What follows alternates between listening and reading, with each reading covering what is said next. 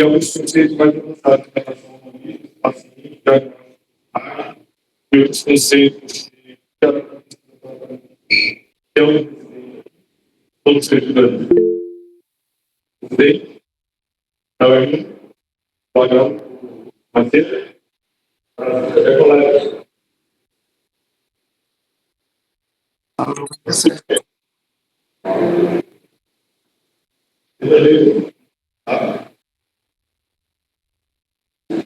Bom, eu sou o Thiago Marques, sou médico pela MIB, especialista em eco, gestão e transporte, tá? No Hospital Erasmo Cristãs. E hoje a gente começa a falar do nosso módulo teórico, tá bom? Depois eu vou conversar com vocês para olhar o nosso da parte prática, teórica, etc. Esse vai ser um bom programa. Bom, o paciente neuroclínico tem um impacto grande. Normalmente são pacientes de internação muito prolongada, espaço gasto mais e boa parcela dos casos eles saem com separado de gasto. Muita limitação cognitiva e muita limitação funcional no mercado de trabalho. O nosso objetivo, enquanto a vontade desse paciente, é evitar a lesão secundária.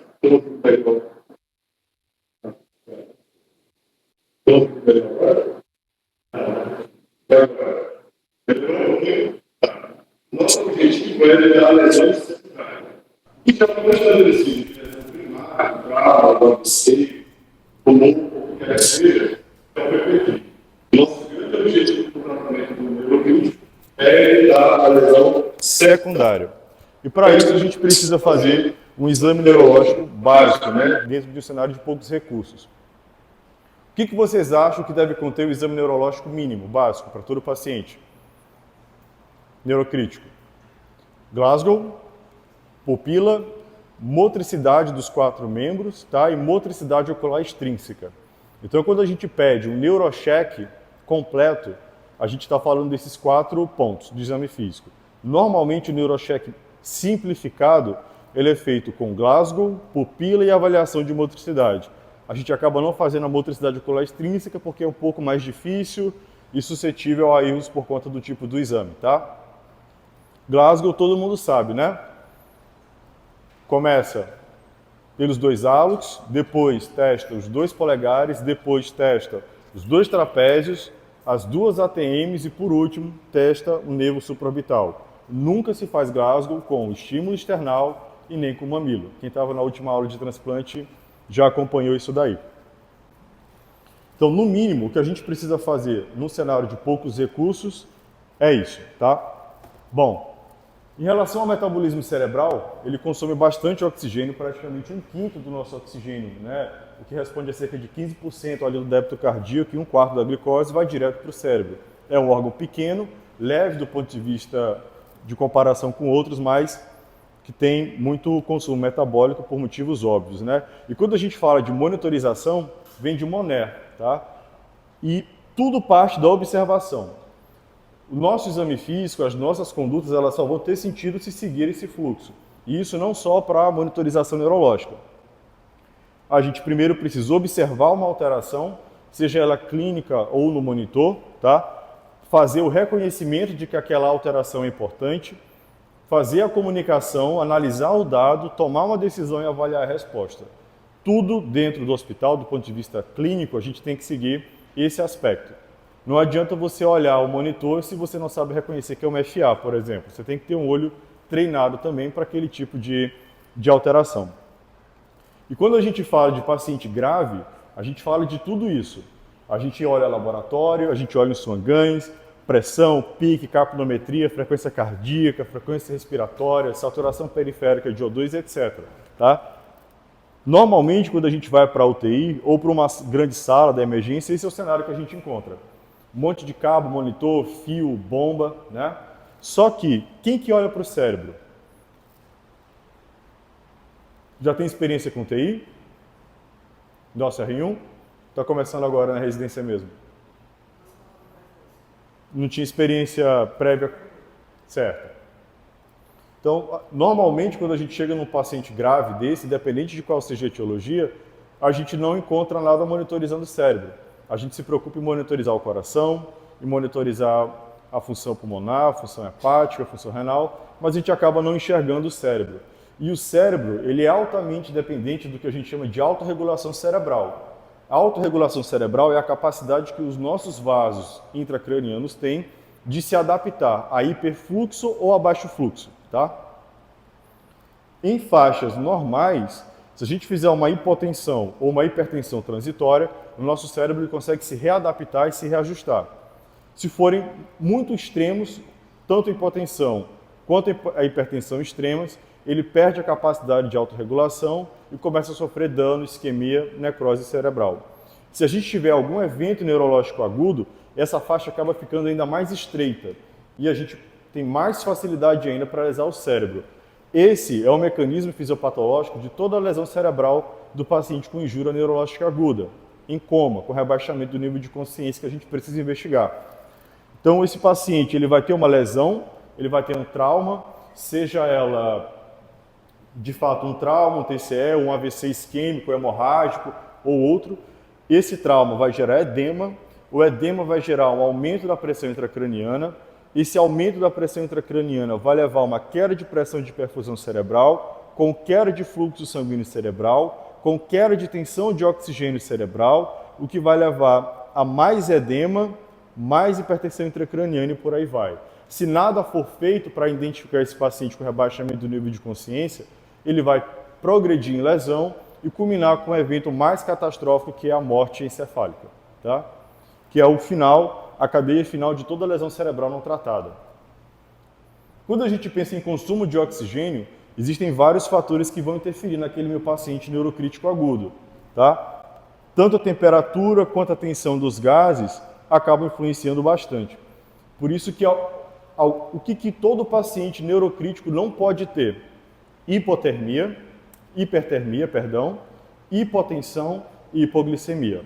Os 3 Hs, tá? São as 3 causas mais frequentes de piora de lesão secundária quando o paciente não é bem cuidado na nossa mão, na terapia intensiva, na emergência.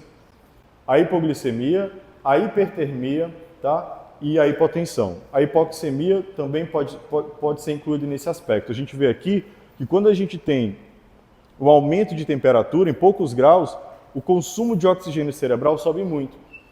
E às vezes parece pouco, o paciente de 37 para 38 graus. Mas a cada grau que sobe, ele aumenta 10% de consumo.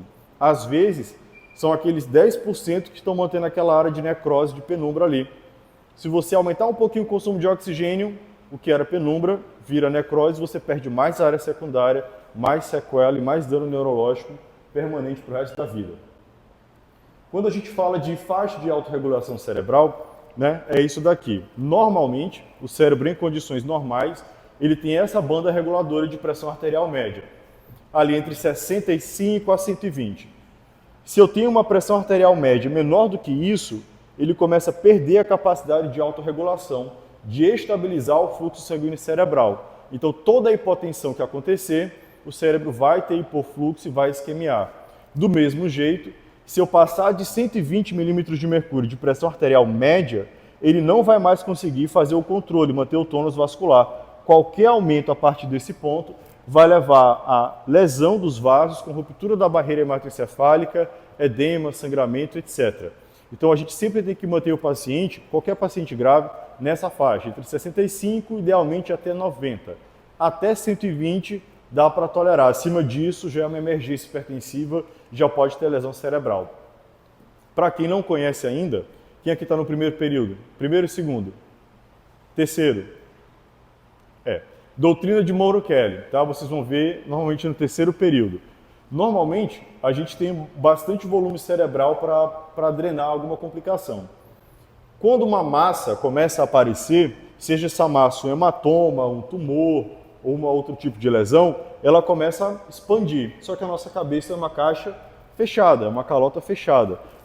Para ele crescer a massa, ele tem que expulsar alguma coisa. Ele começa expulsando o quê? Líquor e sangue venoso. Se essa massa continuar crescendo, continuar piorando o edema, piorando a lesão, ele vai começar a esmagar quem depois? Fluxo sanguíneo arterial. É nesse momento que o cérebro perde a capacidade de receber oxigenação, começa a progredir em edema e necrose e evolui para ME. Tá?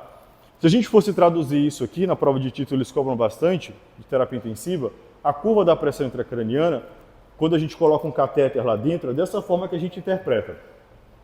A curva normal é essa, da PIC, né? Ela tem uma primeira ondulação, que é chamada de P1, P2 e P3. Prova de título. O que é P1? Sístole. É a onda sistólica do coração batendo e chegando no cérebro. Pô. O que é P2? Complacência cerebral. É a reverberação dessa onda de choque no parênquima cerebral e voltando. E o que é P3? É o fechamento da válvula aórtica. Faz aquele clique e dá o que a gente chama de nó dicrótico. Então, a PIC ela tem 3 pontos, 3 elevações. P1, P2, P3. P1 é o quê? Sístole. P2, complacência cerebral, tá? Parênquima. E P3 é fechamento da aórtica para começar a diástole. Quando a gente tem algum mecanismo de lesão cerebral que aumenta a pressão intracraniana, aumenta o edema, qual a onda que tem que se comprometer, pessoal? Qual é a onda que enxerga a complacência cerebral, parênquima cerebral? P1, P2 e P3? P2. P1 ela olha o quê? Sístole. P2, complacência cerebral. E P3, fechamento da aórtica. Quando eu começo a ter edema cerebral, quem é que vai subir mais do que P1? P2. Se a gente não... Aqui está me dizendo o quê? Estou perdendo complacência cerebral. Se eu não tratar, ela vai crescendo, até que ela apaga as outras duas. Ou seja, o sangue não consegue mais entrar. A pressão na cabeça está tão grande que o coração não consegue mais bombear sangue. O paciente evolui para morte encefálica. Então, às vezes, por isso que é a questão de monitorização e ter o olhar treinado. Às vezes você olha no monitor, o valor está normal, PIC 10. Só que você vai olhar para a curva está desse jeito aqui. Só de olhar para a curva, o que eu já sei? A complacência cerebral está o quê? Reduzida. Esse paciente tem edema cerebral. E se eu não entender o que está acontecendo com ele rapidamente, ele vai progredir para morte. Mesmo com o valor estando normal. Por isso que a análise da curva é importante. Tá? Isso cai em toda a prova de título. Se a gente for perguntar qual a melhor forma de monitorizar essa PIC, essa pressão intracraniana, seria a DVE. É uma outra questão clássica de prova de título. Tá? Intraventricular. Por quê? Porque ela é mais fidedigna e ela permite também a drenagem. Você abre a torneira, drena o líquor e baixa a PIC. Só que ela tem mais risco de infecção grave. Qual é a mais usada? A intraparenquimatosa, que não pode passar de 5 dias porque aumenta o risco de infecção e cerebrite. Qual é a menos usada? A subdural, ninguém usa porque não é fidedigna e de fato não dá para confiar. Questão clássica para vocês de vida, tá? E de prova de título. Batida. Indicações de monitorização da pressão intracraniana. Quando é que eu, no meu plantão na emergência, vocês enquanto futuros emergencistas e você enquanto futuro intensivista, quando que eu tenho indicação de colocar catéter de PIC? Gravem isso. TCE grave com tomografia alterada ou TCE grave com tomografia normal, porém 2 daqueles 3 critérios ali. O que é um TCE grave? É todo paciente que tem um TCE, um trauma cranioencefálico, com Glasgow menor ou igual a 8. Então, se vocês estiverem no plantão de socorrinho, na UPA, e chegar um paciente com trauma e o Glasgow dele tiver menor ou igual a 8, o que eu já sei? É um TCE grave, ponto. É intubação, ventilação protetiva e seguir a vida. Se eu tiver um TCE grave com tomografia alterada, qualquer sangramento é qualquer lesão, TCE grave, tomografia de crânio alterada, tem que colocar PIC. Se eu tiver um TCE grave, ou seja, Glasgow menor ou igual a 8, com uma tomografia aparentemente normal, mas o meu paciente tiver idade acima de 40 anos, postura normal no exame físico, que é o quê? Descerebração ou decorticação, ou hipotensão com sistólica menor do que 90, ele tem indicação de colocar a PIC, tá? Isso é questão clássica, tanto na teórica quanto na prática, tá bom? Tem que saber disso daí.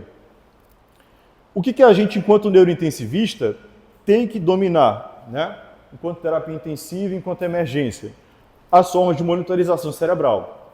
Então a gente pode avaliar a pressão, que é a mais comum, tá? Praticamente toda a UTI tem, que é o que? Avaliar a pressão intracraniana para ter o que a gente chama de pressão de perfusão cerebral. A gente pode avaliar o Doppler transcraniano através do fluxo sanguíneo cerebral. Eu vou ensinar para vocês também na residência, tá? A fazer o Doppler.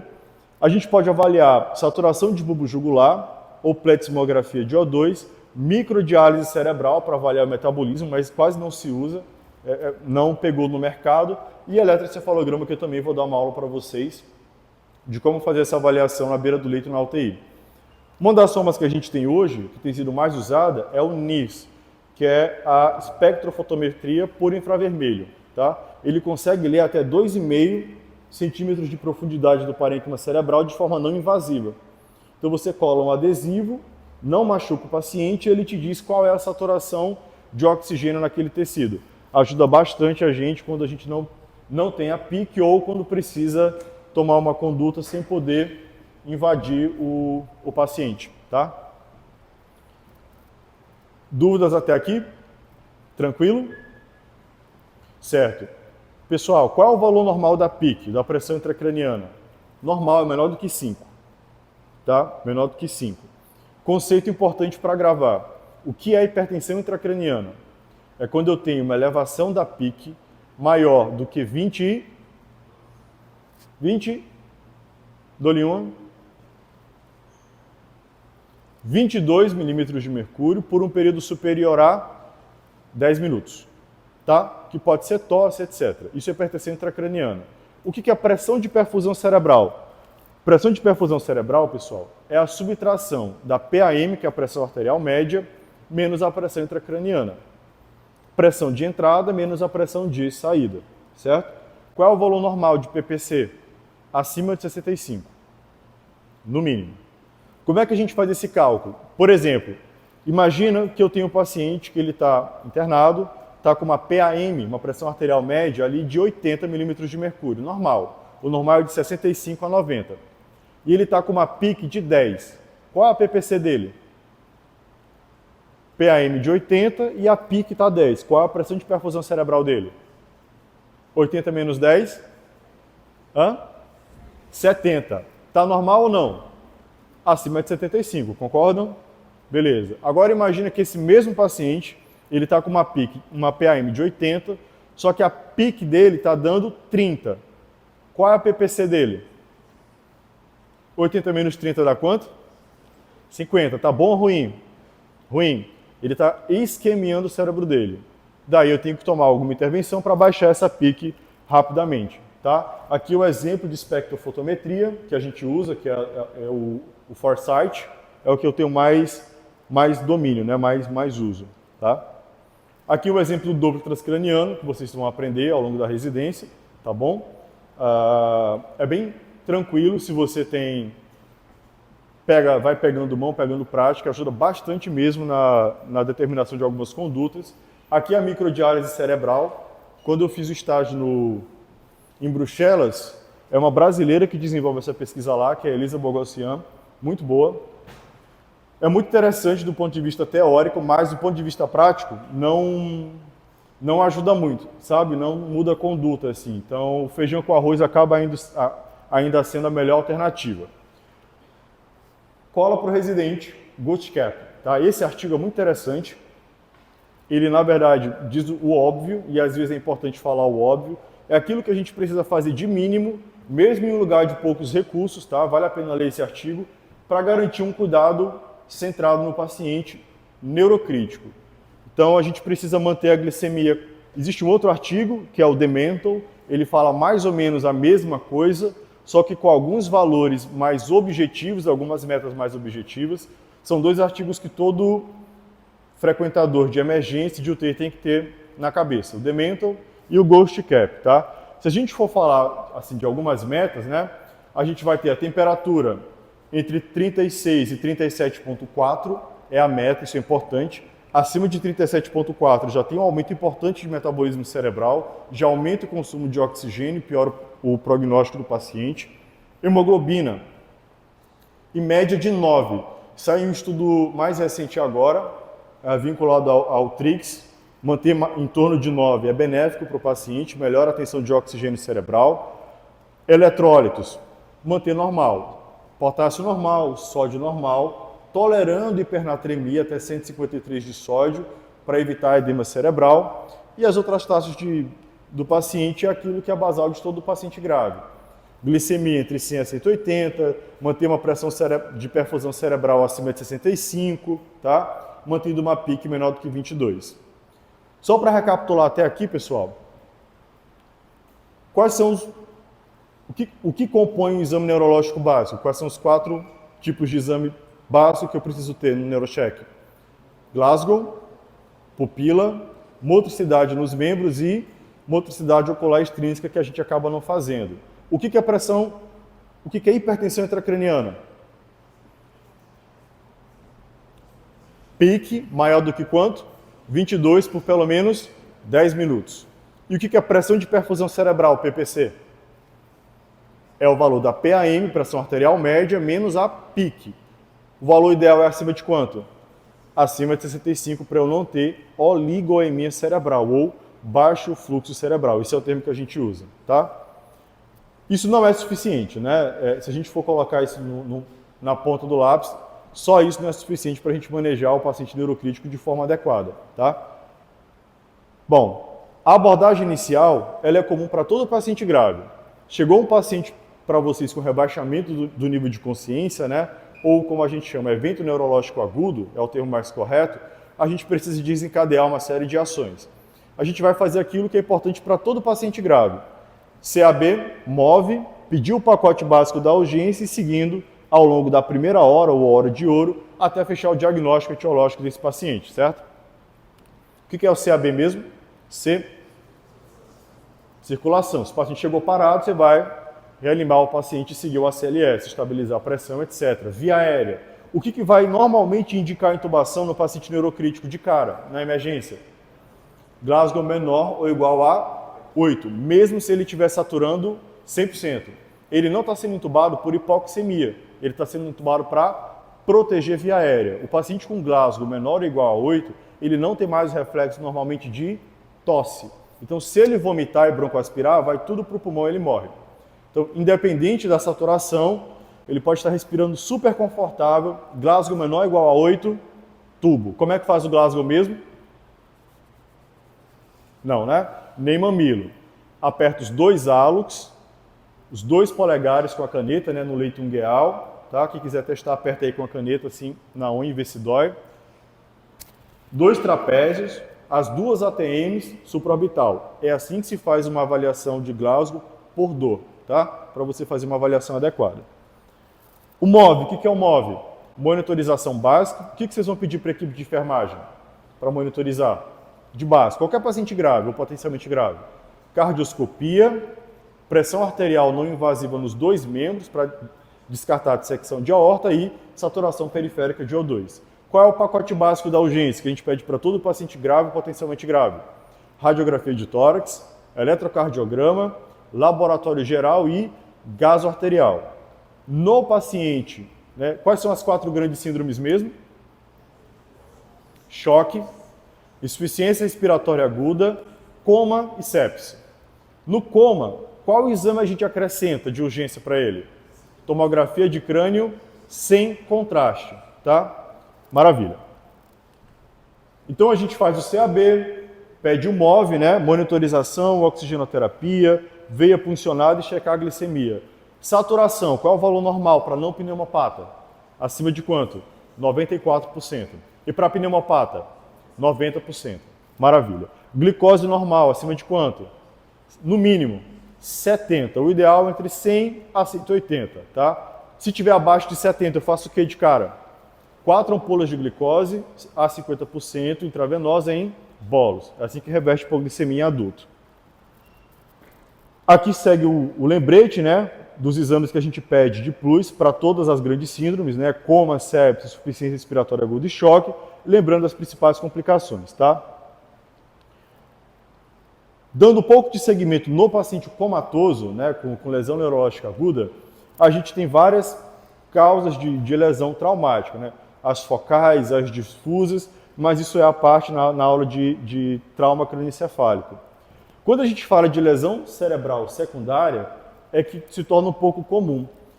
Então, a resposta inflamatória cerebral ela é extremamente complexa, do ponto de vista bioquímico, do ponto de vista imunológico, e uma série de fatores podem impactar positivamente ou negativamente, tá? Então, aqui a gente relembra o que é hipertensão intracraniana. O que é hipertensão intracraniana mesmo? Acordem. Pique, o que é hipertensão intracraniana? Pique maior do que quanto? 22 por quanto tempo? 10 minutos. Maravilha. Quais são as indicações de colocar um catéter de pique no paciente com trauma? TCE grave. O que é um TCE grave? Glasgow menor ou igual a 8, com tomografia alterada. Ou TCE grave com tomografia normal, porém 2 de 3 critérios. Quais são? Hipotensão sistólica menor do que 90, ou idade acima de 40 anos, ou postura normal do exame físico. O que é postura normal? Descerebração ou decorticação, tá? PPC, PAM menos a pique, o valor ideal, acima de 65 para a gente ter uma margem de segurança melhor, tá? O tratamento da hipertensão intracraniana, pessoal, ele segue o que a gente chama de tiers, tá? Ou degraus, como se fosse uma escala de tratamento mesmo, que é o que a gente vai ver agora. Esse artigo é extremamente importante, vocês vão receber uma pasta com os artigos para ler da residência, tá? E esse artigo está na caixa de neurointensivismo. Esse artigo ele traz um conceito muito interessante que a gente chama de síndrome compartimental intracraniana, tá? E ele inclui alguns conceitos muito recentes de neuromonitorização, que há 5 anos atrás ninguém falava ou pensava sobre, tá? De forma mais objetiva. Então esse artigo ele traz para a gente como classificar o paciente em 4 grupos, né, de mortalidade, A, B, C, D, usando esses 4 mecanismos aqui de avaliação. Pupila, exame físico, tá? Diâmetro da bainha do nervo óptico, que faz com ultrassom, Doppler transcraniano, que faz com ultrassom, e análise da curva da pique, aquela P1, P2, P3, que a gente analisou agora há pouco. Então, baseado nesses 4 instrumentos, exame físico, diâmetro de bainha de nervo óptico, Doppler transcraniano, pupilometria, tá? E análise da curva, a gente consegue classificar o paciente e ter uma noção melhor de prognóstico para ele. Importantíssimo, a gente teve um caso recente que levantou essa discussão e, de novo, a gente bateu em uma das UTIs que eu trabalho. Não se faz albumina para paciente neurocrítico agudo. Nunca. Não façam albumina coloide. Por quê? Ela atravessa a barreira hematoencefálica, gruda no cérebro e aumenta o edema cerebral, aumenta a mortalidade. Então a gente não pode fazer albumina enquanto o paciente não tiver autorregulação cerebral preservada. Eu não recomendo fazer nos primeiros 7 dias de internação, tá? Que é quando eu tenho um pico de edema cerebral desse paciente. A gente consegue ver aqui claramente nessa curva de Kaplan-Meier a mortalidade, né, análise de sobrevida em quem tomou só soro e quem tomou albumina. Não precisa nem ver o P, 0,07. Só de olhar para a curva a gente já sabe que teve uma diferença muito grande de mortalidade nos 2 grupos, né? Outra coisa que a gente não faz no neurocrítico agudo é solução hipotônica, Ringer lactato, tá? E glicosado. Eles são muito hipotônicos em relação ao plasma, eles aumentam muito o edema cerebral. Então, para hidratar ou expandir o paciente neurocrítico, é soro fisiológico. Se a gente fosse colocar isso em degraus, né? O que eu vou fazer com esse paciente neurocrítico agudo, tá? Durante essa primeira fase de tratamento. Esses são os tiers que a gente usa. O que vão te cobrar na prova de título, o que vocês devem fazer enquanto médicos na emergência, na sala vermelha, na sala amarela, na UTI, é isso daqui, tá? Esse artigo, ele é o CBIC, também está na pasta que você vai receber, vale a pena ler quando a gente estiver no módulo de neuro, tá? O que é o Tier 0? O Tier 0 são as medidas não farmacológicas.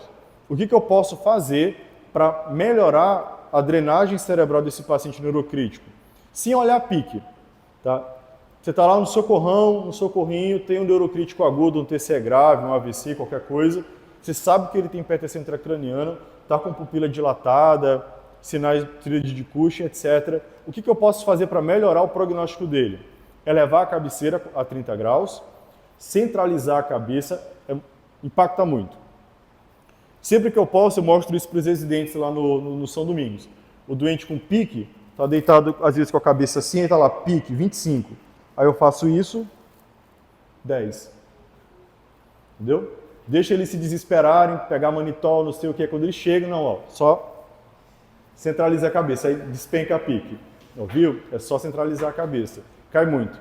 Então, cabeceira elevada, centralizada, mantendo o paciente com normotermia, normoglicemia, normocapnia, normoxemia. O básico, o feijão com arroz. Tá? Não melhorou. Aí você vai para o Tier 1, tá? São várias medidas, mas o que eu posso fazer aqui no Tier 1? Entra a solução hiperosmolar. Pode ser manitol ou salina hipertônica. Não melhorou. Eu vou para o Tier 2, que é o bloqueio neuromuscular. Não melhorou, eu vou para o Tier 3, que é o coma barbitúrico ou craniectomia descompressiva, a depender da avaliação da neurocirurgia. Então, são muitas coisas, mas se a gente for simplificar, para você responder numa prova de título, por exemplo, quais seriam as suas linhas de cuidado para um paciente neurocrítico com hipertensão intracraniana? Grave. A primeira coisa é tomografia. Muita gente erra a prova por isso. Tomografia. Complicou o paciente neurocrítico, pessoal? Tomografia de urgência. Mudou a pupila, tá? O neurocheck, normalmente ele é de 2 em 2 horas na área crítica ou na UTI. Alterou a pupila, rebaixou o nível de consciência, fez uma crise convulsiva, qualquer alteração neurológica nova, a primeira coisa que você tem que ter na cabeça é o quê? Tomografia. Só que para descer para a tomografia, o paciente tem que estar o quê? Estabilizado. E aí você vai dando as medidas. Elevação da cabeceira, centralização cefálica, normocapnia, normoxemia, normotermia. Melhorou? Não. Posso tomografar? Não. E aí ele vai te pedindo. Qual é o próximo passo? Tier 1. Solução hiperosmolar. Manitol ou salina hipertônica. Melhorou? Não. Posso tomografar? Sempre pergunta se já pode tomografar, para poder ganhar a questão. Tá? Tier 2 é o quê? Bloqueio neuromuscular. E Tier 3 é craniectomia ou coma barbitúrico, mas dificilmente as pessoas fazem. Esse aqui é o artigo, muito bom. Aqui são alguns exemplos do que se propõe para a discussão no futuro da terapia intensiva, né, do ponto de vista de cuidado neurocrítico, tá? Sobretudo focado no processo de controle da neuroinflamação e biomarcadores de lesão cerebral, que até hoje a gente não tem assim, muito bem definido. O que tem sido muito estudado é o que a gente chama de ativação microglial, tá? O processo de ativação microglial. Então hoje a gente sabe que a micróglia, né, que são os faxineiros do tecido cerebral, eles podem ser ativados de duas formas. A gente chama de M1 e M2. Uma é pró-inflamatória e a outra é pró-regenerativa. Tá? A gente tem alguma noção já hoje em dia de como a gente consegue modular isso, ou seja, como nós, enquanto médicos, conseguimos modificar de forma intencional aquele paciente para responder destruindo o cérebro ou regenerando o cérebro com neuroplasticidade, tá? Mas ainda é algo muito arcaico, muito precoce, que não vale a pena discutir muito com vocês aqui, tá? O que a gente sabe, então, que vocês precisam gravar, é que hoje a gente já sabe que existe um fenótipo de expressão chamado de M1, que ele é pró-inflamatório e ele é pró-destruição do parênquima cerebral. E a depender de como eu conduzo esse paciente na terapia intensiva, normoxemia, normocapnia, normoglicemia, etc., eu posso induzir ele a adquirir o padrão M2, que é um padrão de regeneração cerebral de neuroplasticidade. Algumas medicações vêm sendo estudadas para isso, vitamina C, metformina, estatinas, etc., mas nada ainda muito bem documentado na literatura, tá? O que se sabe é que existem esses padrões de ativação microglial que ainda carece de algum entendimento de como modificar isso de fato para os pacientes, tá? Então, o que seria assim, mais ou menos de alvo terapêutico hoje em dia para esses pacientes neurocríticos, né? A indução genética com microRNA, os ativadores do AMPK cíclico, algumas vitaminas para reduzir estresse oxidativo, tá? E a glicilrisina, que também é um medicamento novo. Todas essas, né, novidades são promessas, nada consolidado ainda na literatura, tá? Como eu falei, muita coisa tem sido estudada, tem esses artigos aqui que quem quiser aprofundar mais pode ler, mas nada ainda que a gente possa usar na nossa prática, tá? Em relação à vitamina C, é uma das mais usadas, tá? Em altas doses. Tem artigo que diz que melhora mortalidade, tem artigo que diz que piora a mortalidade, então não tem consenso, a gente acaba não induzindo na nossa prática clínica diária, tá? Então, se a gente fosse colocar, então, seguindo uma escadinha de manifestação, seria isso daqui, tá?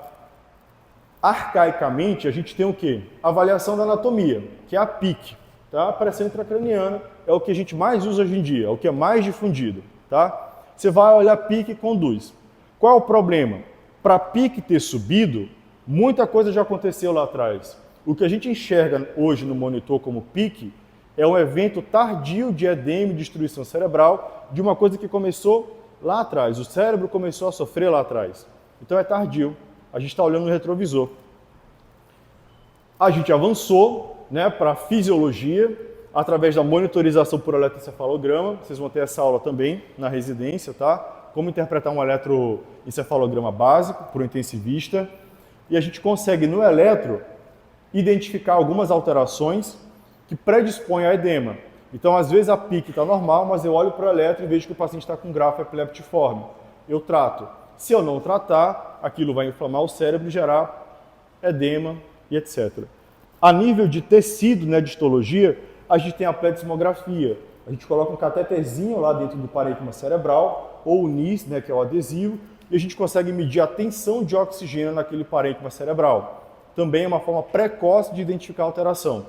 Se você está passando do lado, estava lá a pletismografia de O2, 60, do nada cai para 20, alguma coisa aconteceu. Ou parou de chegar oxigênio no cérebro, por hipotensão, hipoxemia, etc., ou o cérebro está consumindo mais oxigênio, status convulsivo, etc., ou aumento da pressão. Por fim, adequação de fluxo sanguíneo cerebral, né, a nível bioquímico, e a modulação microglial a nível genômico, né? É onde a gente está tentando evoluir aqui nesse ponto. Até aqui, a gente já tem caminhado bem. Aqui ainda é mais promissor, tá?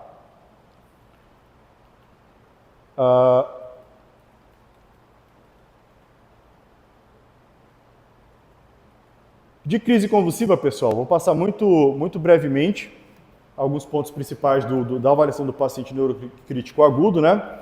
A crise convulsiva, ela tem várias etiologias. O diagnóstico, ele é clínico, né? E carece de um exame complementar, que é o exame de imagem, o eletroencefalograma. E o manejo inicial a gente vai discutir agora. As causas são diversas, tá? A gente sempre tem que pensar em causa metabólica e diferenciar a primeira crise de uma crise de um paciente epilético, tá? Uma coisa é o paciente chegar convulsionando. Ô, doutor, meu marido, ele tem 40 anos, ele é epilético, ele convulsiona todo mês, quando infecciona, etc. Ok. Outra coisa é, doutor, meu filho tem 25 anos, nunca convulsionou na vida, é a primeira vez. Já acende o alerta. Primeira convulsão em jovem, até que me prove o contrário, é câncer ou HIV. Sempre pedir câncer ou soroconversão por HIV. Então, todo paciente com crise convulsiva precisa de uma tomografia. Ponto. Tomografia sem contraste para identificar sangramento, lesão ou outras complicações, tá? A abordagem inicial, pessoal, é a estabilização de todo o paciente grave e dar seguimento com o pacote básico de exames e a tomografia. A gente não vai se ater muito a isso aqui, tá? A gente vai ter a aula de crise convulsiva e status, mas vai ficar no slide para quem quiser se aprofundar depois. Esse é o protocolo do Colégio Americano de abordagem de crise convulsiva, tá? Não vou me aprofundar, mas só de forma muito simplista, o que a gente faz ao presenciar uma crise convulsiva? O que vocês acham que é a primeira coisa que a gente faz? O marombeiro lá atrás. João, olhar para o relógio? Hã? Ficou vermelho. Nada. né, a gente não faz nada. Então, primeira crise convulsiva presenciada, você não faz nada de medicação. Deixa o paciente tranquilo, afrouxa a gravata, deixa ele quieto e só observa. Toda crise convulsiva normal, ela tem que durar no máximo 2 minutos. Então são 2 minutos que vão passar, você vai, bota um catetezinho de oxigênio, pega uma veia, checa a glicemia, é o tempo que você faz isso, basta. Move CAB. Com 2 minutos ele deve parar de convulsionar, tá? Se ele convulsionar de novo, aí temos um problema, a gente vai ter que intervir com benzodiazepínico, certo? Intravenoso de preferência. Não melhorou, a gente vai considerar ele como possível status, faz o anticonvulsivante e aí vai seguindo a cadeia. Mas a gente vai ter uma aula própria para isso, tá? Não se coloca nada na língua, não tenta segurar a língua de paciente com crise convulsiva, tá? Isso é loucura, vocês vão perder o dedo de vocês. Qual é o músculo mais forte do corpo humano? Qual? Maceta. Então, não tentem segurar a língua, puxar nada, deixa quieto. O máximo que vocês fazem é estender a via aérea e colocar um catéter de O2, tá? Neuroimagem, para a gente fechar a aula, falar de alguns conceitos de neuroimagem para vocês, tá? Na neuroimagem, pessoal, para a gente conseguir interpretar direito, a gente precisa entender o território de vascularização cerebral. O cérebro, ele é nutrido, tá, do ponto de vista arterial, por 2 sistemas vasculares. Um sistema chamado de anterior e um posterior. Anterior, a gente tem o quê? Carótida, tá, o sistema carotídeo, e ele se divide na artéria cerebral média e na artéria cerebral anterior. O sistema posterior, ele é formado pelas vertebrais, que se juntam para formar a artéria basilar, ali a nível da ponte, e depois forma a artéria cerebral posterior. Então a gente tem um sistema carotídeo e o vértebro basilar, tá? Aqui, em verde, a gente vê o território da cerebral anterior.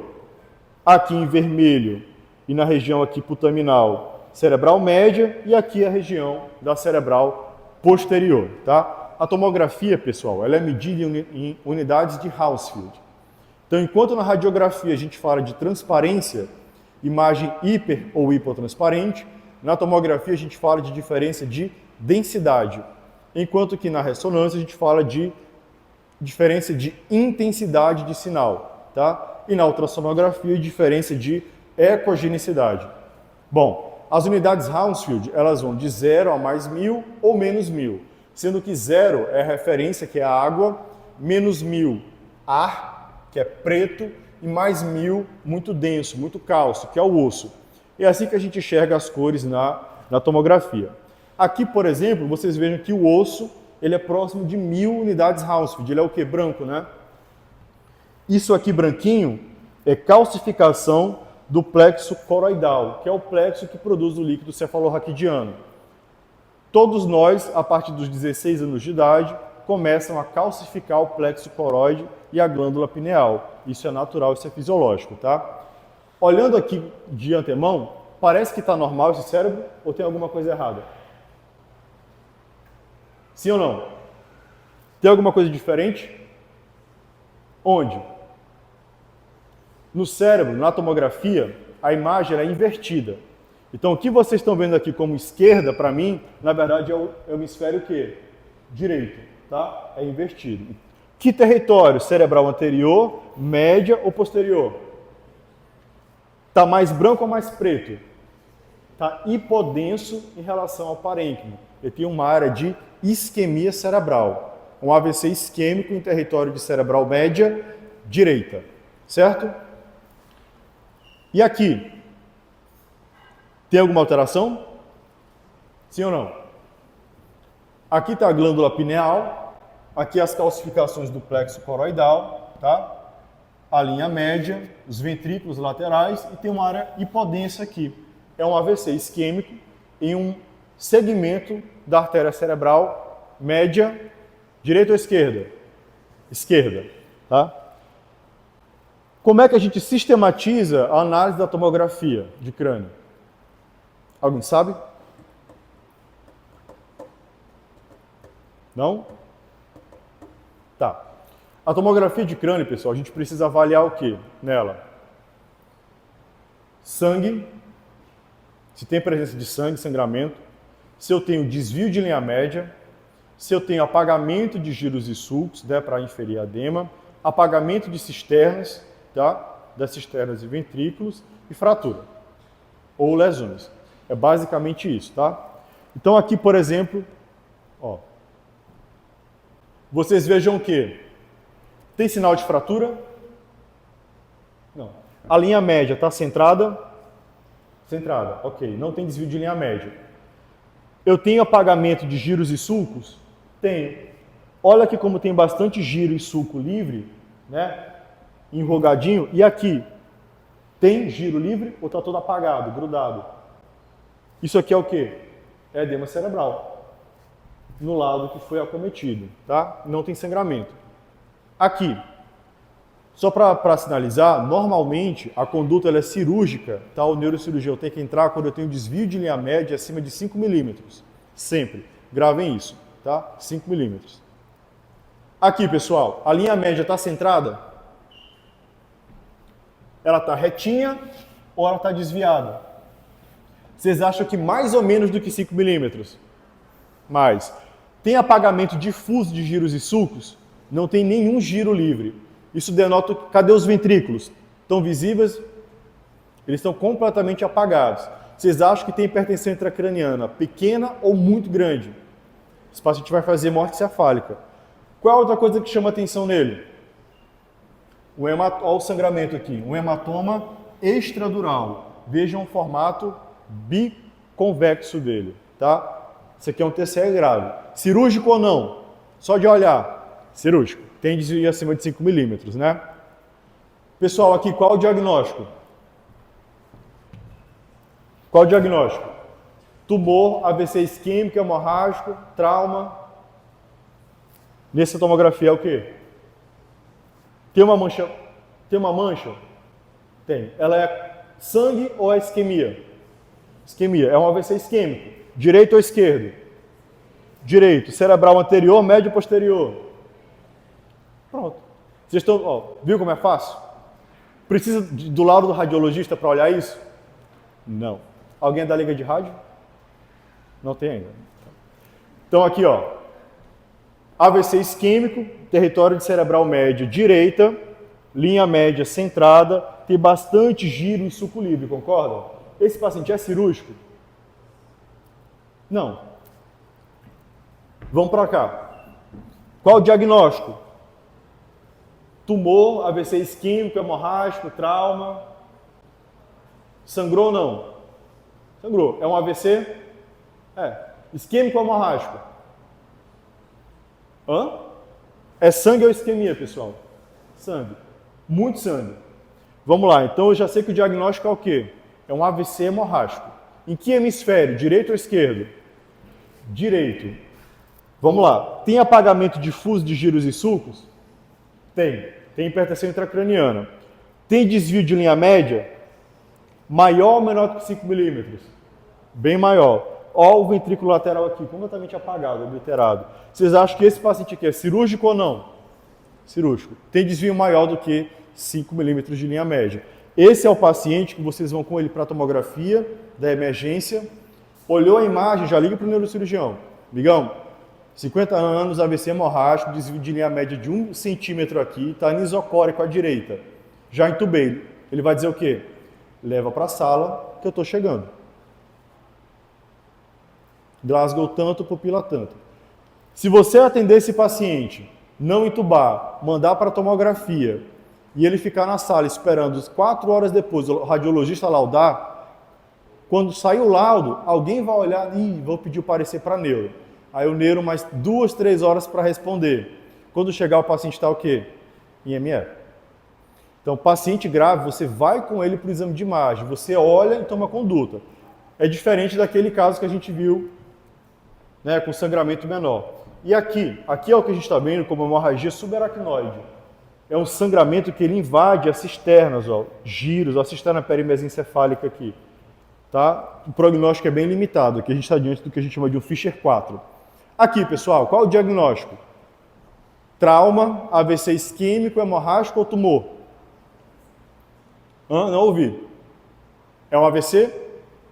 Isquêmico ou hemorrágico? Hemorrágico. talâmico ali, clássico do hipertenso, né? Aneurisma de Charcot-Bouchard. Direito ou esquerdo? Direito. Esse paciente, eu vou ligar para o neurocirurgião desesperado de cara ou eu vou mandar ele para a UTI e pedir o parecer normal? Vamos lá. Tem desvio de linha média? Não, está bem centrado aqui, ó. Tem apagamento difuso de giros e sulcos ou tem bastante giro e sulco livre? Tem bastante giro e sulco livre. Não tem hipertensão intracraniana. É um sangramento pequeno. Esse paciente vai para a UTI esperar a avaliação normal do neuro. Entenderam a diferença de conduta? Isso faz toda a diferença, pessoal. Aqui, é isquêmico ou hemorrágico? Hemorrágico. Alguém está tendo alguma dúvida até esse ponto? Tranquilo. Aqui, pessoal, é um subdural. Olha como ele não respeita a sutura cerebral e ele tem o formato de semilua, de lua crescente, tá? Ó, subdural, é trauma. Olha aqui o galo. Dá para ver o galo, o hematoma subgaleal aqui? Ó. Iago, não, o paciente chegou com história de que caiu no banheiro, fez a tomografia e deu essa imagem. Isso acontece muito. E aí, foi um AVC que ele teve, desmaiou, ou foi um TCE que ele caiu e sangrou? Quem veio primeiro? Ele sangrou e caiu do AVC ou ele caiu e sangrou de um TCE? O que vocês acham? Duas dicas. Primeira dica, o lugar. O sangramento do AVC, ele é normalmente aqui, peritalâmico mesmo, nesse lugarzinho aqui. E segundo, o paciente não tem galo. Ó, ele não tem galo nenhum. É praticamente só a calota. Esse paciente aqui, ele teve um AVC e desmaiou no banheiro, não foi TCE. E esse aqui? Ele bateu a cabeça e sangrou. Olha a localização, é um subdural, e olha o galo. Consegue ver? Olha o outro galo aqui. Isso aqui é porrada. Não tem como negar. Ele bateu a cabeça e sangrou do trauma. Esse paciente tem apagamento difuso de giros e sulcos? Tem. Tem hipertensão intracraniana grave? Tem. Tem desvio de linha média? Tem apagamento de ventrículo? Esse paciente é cirúrgico ou não? Cirúrgico, sem sombra de dúvida, né? Aqui, pessoal. Tem desvio de linha média? Maior ou menor que 5 milímetros? Maior. Eu já sei que ele é o quê? Cirúrgico. Já vou ligar para o neurocirurgião vir de emergência. Tem apagamento difuso de giros e sulcos? Tem. Apagamento de ventrículo aqui, ó. Que tipo de hematoma é esse? Extradural ou subdural? Subdural, formato de meia-lua, né? Direita ou esquerda? E olha aqui o galo, ó. Galo desse lado e galo desse lado aqui da pancada. Esse aqui é um subdural crônico e esse aqui também. Quase não dá para ver na imagem. É mais comum no idoso após alguns dias de evolução. Aqui, tumor cerebral, tá? Na ressonância. Aqui, paciente improvável ME. É assim que fica a tomografia. O que vocês conseguem ver na tomografia da ME? Primeiro que não tem um ventrículo, um giro, sulco, nada livre, está tudo apagado, ou seja, apagamento difuso de giros e sulcos. E qual a cor que está a tomografia? Toda preta. Isso quer dizer o quê? O cérebro está todo isquêmico, morreu, necrosou. Essa é uma tomografia compatível com morte encefálica, por exemplo, tá?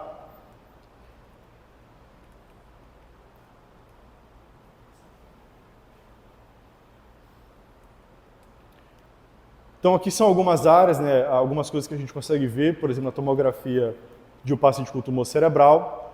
Aqui é uma coisa que a gente chama de mismatch na ressonância, que a gente faz para pacientes no protocolo de AVC, na fase aguda.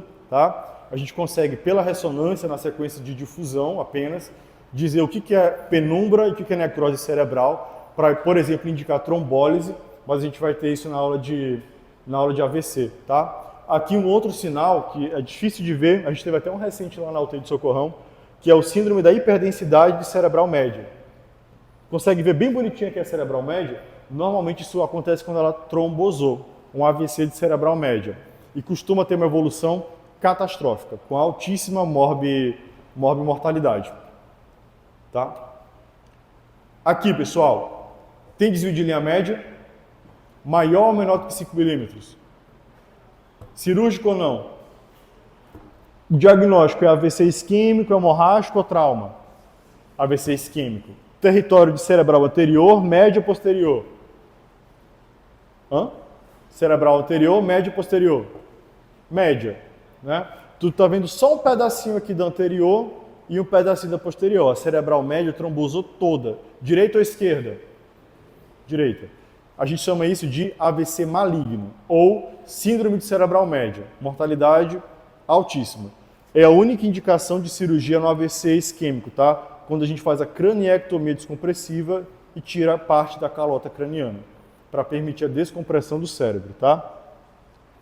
Aqui é o Aspects, um score que a gente usa para AVC isquêmico, mas a gente vai ter essa aula. Um SMAT também, que a gente vai ver na aula de AVC, e alguns sinais de ressonância, tá? Paralisia flácida, a gente também vai ter uma aula própria disso. Pessoal, desse ponto, em relação à abordagem inicial do neurocrítico, medidas iniciais, exame de imagem, como interpretar o básico de uma tomografia, tá? Medidas para hipertensão intracraniana, alguma dúvida? Tranquilo? Tem gente com uma cara. Mas é isso, pessoal. Qualquer coisa, estou à disposição, só entrar em contato. Obrigado pela oportunidade. Boa noite para vocês.